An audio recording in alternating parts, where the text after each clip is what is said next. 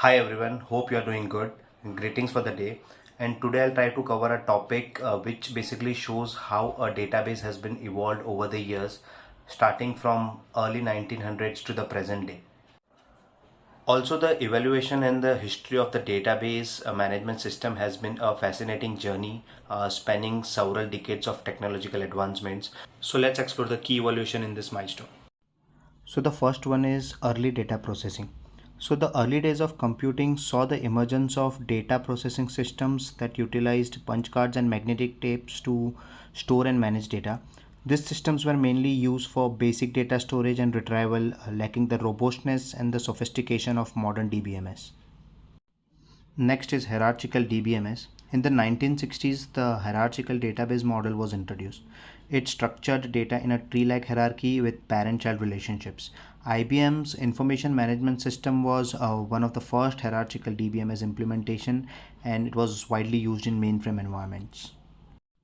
So the next in the sequence is network DBMS.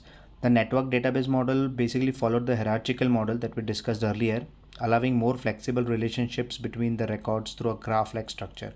Codacell was a significant standard for network DBMS, promoting the development of systems like Integrated Data Store and IDMS, which stands for Integrated Database Management System. The next is relational DBMS.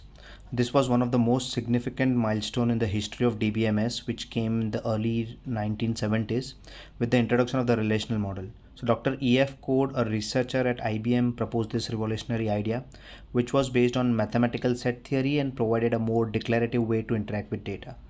Also, the relational model offered data independence and a high level of abstraction, making it easier to query and manage data. The first commercially successful relational DBMS was Oracle, which was introduced in the year around 1979. And there are other notable systems like IBM's SQL DS and DB2, Postgres, Microsoft SQL Server is also one of them. Next is SQL and standardization. Structured query language, which is a long form of a SQL, emerged as the standard language for interacting with the relational databases. Its standardization allowed users to basically write queries that were portable across different database systems, fostering widespread adoption and making it easier for the developers to work with data. Next is NoSQL and big data. As the demand for handling unstructured and semi-structured data grew, NoSQL databases emerged.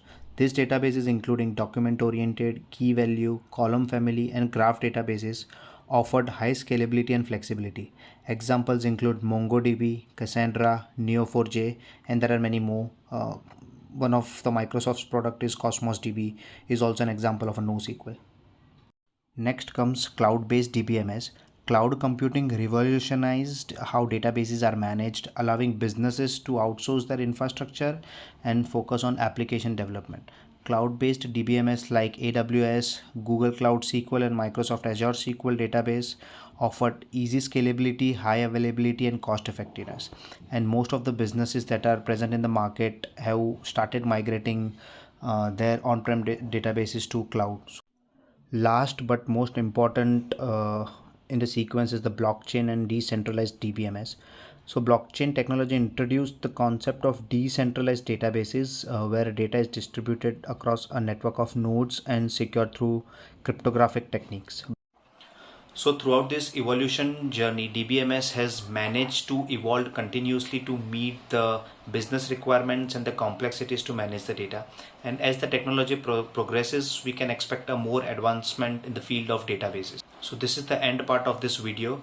If you like the content shared by me, please do like, subscribe, and at least comment in the comment section and let me know what are the other topics which I can cover, or if you have any kind of a doubts in this whole evaluation journey, please let me know. Thanks.